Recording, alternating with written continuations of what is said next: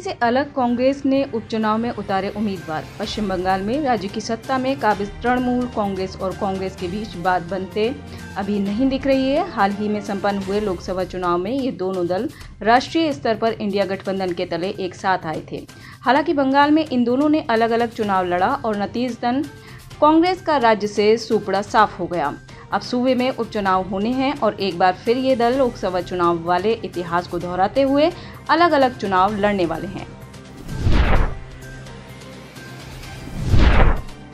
NCERT पर भड़के अज़दुद्दीन ओवैसी। राष्ट्रीय शैक्षिक अनुसंधान और प्रशिक्षण परिषद ने 12वीं और 11वीं क्लास की पॉलिटिकल साइंस की किताब में कई बड़े बदलाव किए हैं, जिसमें एनसीईआरटी ने 12वीं क्लास की पॉलिटिकल साइंस की किताब बाबरी मस्जिद शब्द को हटा दिया है।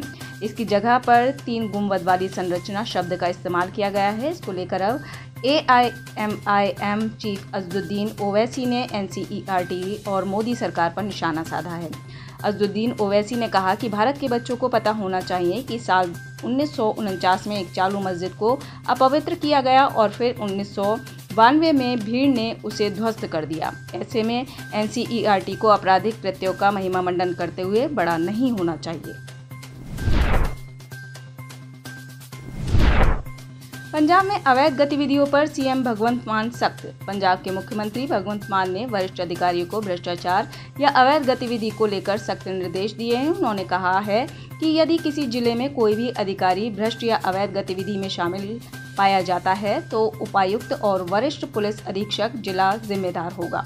सीएम मान ने लोगों को समयबद्ध तरीके से अपना काम पूरा करने की सुविधा प्रदान करने के लिए प्रत्येक जिले में एक मुख्यमंत्री सहायता केंद्र खोलने की भी घोषणा की। घटिया सड़क निर्माण को लेकर ग्रामीणों का विरोध। झारखंड के सरायकेला जिले के वरुडीह के ग्रामीणों ने जागरूकता दिखाते हुए घटिया सड़क निर्माण के खिलाफ जोरदार प्रदर्शन किया। विरोध के बाद अब सड़क निर्माण शुरू हो गया है। दरअसल सड़क निर्माण की घोषणा झारखंड मुक्ति मोर्चा की सरकार बनने के बाद साल 2020 में की गई थी, लेकिन अब जब 2024 में होने वाले विधानसभा चुनाव की तैयारियां शुरू हो गई तो सड़क बनाने का काम शुरू हुआ है। ग्रामीणों ने अपना विरोध दर्ज करते हुए बताया कि सड़क फिलहाल निर्माणाधीन है, लेकिन उसके बावजूद कई जगहों से सड़क में क्रैक देखा जा सकता है। मुस्लिम महिला को फ्लैट मिलने पर विरोध।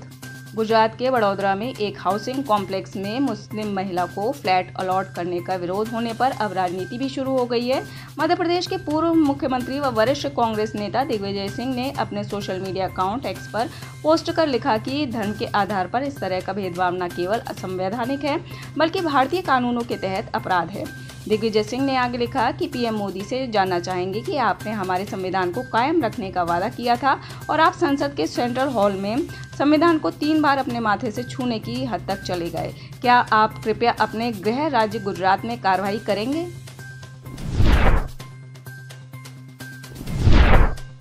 शिमला में अंडरग्राउंड होंगी बिजली की तारें।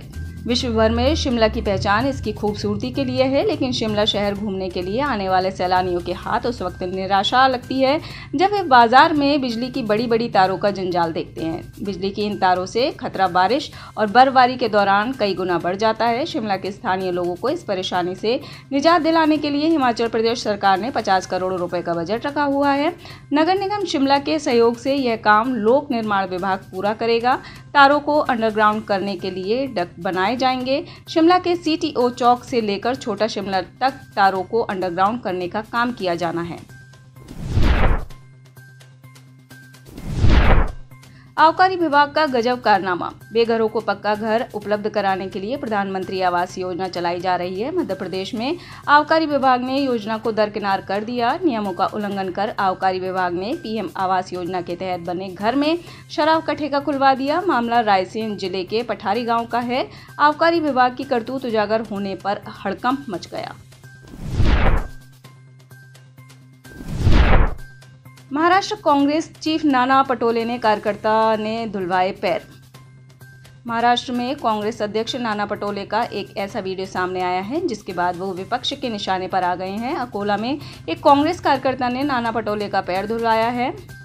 एक कांग्रेस कार्यकर्ता ने नाना पटोले का पैर धोया है। इसका वीडियो सोशल मीडिया पर तेजी से वायरल हो रहा है। कार्यकर्ता का नाम विजय गुरव है, जो बुल्ढाना जिले के शेगांव का रहने वाला है। कांग्रेस प्रदेश अध्यक्ष नाना पटोले एक कार्यक्रम के लिए अकोला जिले के वाडेगांव आए थे। इसके बाद उन्होंने संत गजानन महाराज की पालकी के दर्शन किए। इस बार उनके पैर कीचड़ से सने हुए थे।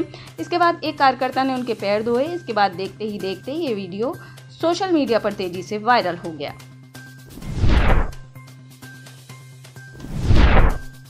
आप विधायक के खिलाफ पार्षद ने की शिकायत। दिल्ली में पानी संकट को लेकर आम आदमी पार्टी के विधायक जय भगवान उपकार के खिलाफ बीजेपी एमपी योगेंद्र चंदोलिया और पुट-खुर्द से बीजेपी पार्षद अंजू अमन कुमार ने आउटर दिल्ली डीसीपी से शिकायत की है। डीसीपी को पार्षद ने लिखित में शिकायत की है, साथ ही आप विधायक के खिलाफ मुकदमा दर्ज करने की भी मांग की है। इस मामले में उत्तर पश्चिम दिल्ली से सांसद योगेंद्र चंदोलिया का कहना है कि आउटर दिल्ली डीसीपी से मुलाकात के बाद स्थानीय पार्षद अंजू अमन कुमार ने पुलिस से लिखित में शिकायत की है। उनका आरोप है कि पानी की समस्या से पीड़ित लोगों को बवाना विधायक जय भगवान ने पार्षद और लोगों को धमकाया। मुजफ्फरपुर मामले पर आरजेडी नेता का विवादित बयान। आरजेडी प्रवक्ता और विधायक भाई वीरेंद्र ने पटना में मंगलवार 18 जून को विवादित बयान दिया है। उन्होंने मुजफ्फरपुर में लड़कियों से रेप मामले पर कहा कि ये हमेशा होता रहेगा। हमारे यहाँ कुछ नेता लड़कियां सप्लाई करते हैं, लड़कियों की सप्लाई कर कभी सांसद बन जाते हैं तो कभी मंत्री। वहीं उन्होंने पेपर लीक मामले पर मुख्यमंत्री नीतीश कुमार के दिख रहे सख्त रवैये पर कहा कि सरकार अपने मन मुताबिक कानून बनाती है और अपने मन मुताबिक कानून को बंद करती है। पाकिस्तान में ऊंट को लेकर मचा बवाल। पाकिस्तान में इन दिनों एक ऊंट को लेकर बवाल मचा हुआ है। अब सरकार ऊंट के लिए दुबई से आर्टिफिशियल पैर मंगवा रही है और इलाज का पूरा खर्च भी उठाएगी। सोशल मीडिया पर भी यह मामला छाया हुआ है और 6 लोगों की भी इस केस में गिरफ्तारी हुई है। इन लोगों पर आरोप है कि उन्होंने ऊंट का पैर काट दिया। यह ऊंट सिंध प्रांत में चारे की तलाश में एक खेत में घुस गया था। खेत के जमींदार और उसके 5 नौकरों पर ऊंट के पैर काटने का आरोप है और उनकी गिरफ्तारी भी हो गई है। इस घटना से स्तब्ध शीर्ष राजनेता ऊंट के लिए अब दुबई से कृत्रिम पैर की व्यवस्था कर रहे हैं। दलाई लामा से मिलने भारत आई नैन्सी पेलोसी। अमेरिका ने चीन के खिलाफ चक्रव्यूह रचना शुरू कर दिया है। चीन को अमेरिका ताइवान के बाद अब तिब्बत मामले में घेरने वाला है। इसके लिए अमेरिकी कांग्रेस का एक प्रतिनिधिमंडल भारत आया है, जो दलाई लामा से मिलेगा। अमेरिकी सदन की पूर्व स्पीकर नैन्सी पेलोसी धर्मशाला में दलाई लामा से मिलने के लिए हिमाचल प्रदेश के कांगड़ा हवाई अड्डे पर पहुंच गई है। पेलोसी के साथ 6 सदस्यीय अमेरिकी प्रतिनिधिमंडल है, जो दलाई लामा से मुलाकात करने भारत आया है। हवाई अड्डे से बाहर निकलते हुए पेलोसी ने कहा, भारत आना बहुत रोमांचक है। हज यात्रा करने गए 22 श्रद्धालुओं की मौत। सऊदी अरब में हज यात्रा के दौरान इस बार गर्मी ने जमकर कहर बरपाया है। कम से कम 22 हज यात्रियों की मौत हुई है। लगातार मृतकों के बढ़ रहे आंकड़ों के बाद सऊदी सरकार की व्यवस्थाओं की पोल खुल गई है। साथ ही दुनिया भर के लोग सऊदी सरकार गंभीर आरोप लगा रहे हैं। कुछ ऐसे वीडियो सोशल मीडिया पर वायरल हुए हैं जिसमें सड़क किनारे चिलचिलाती धूप में पड़े शवों को देखा जा सकता है। सऊदी अरब के स्वास्थ्य मंत्रालय ने हज यात्रा के दौरान गर्मी लगने से बीमार हुए 2700 अधिक मामलों की पुष्टि की है। नवजात शिशु को फेंककर भागा शख्स। टेक्सास से एक हैरान कर देने वाला मामला सामने आया है, जहां एक अज्ञात शख्स ने चिलचिलाती हुई धूप में नवजात शिशु को फेंककर भाग गया। घटना वीडियो भी सामने आई है, लेकिन आरोपी शख्स की पहचान नहीं हो सकी। फिलहाल पास से गुजर रहे कपल ने शिशु को बचा लिया और उसे पुलिस को सौंप दिया। अब तक इस मामले में नवजात शिशु और उसको फेंकने वाले शख्स की पहचान नहीं हो सकी है। यह घटना शनिवार 15 जून की बताई जा रही है। शख्स ने बच्चे को सिर्फ एक तौलिया में लपेटकर कैटी में एक नाले के ऊपर बने पुल पर चिलचिलाती धूप में छोड़ दिया था।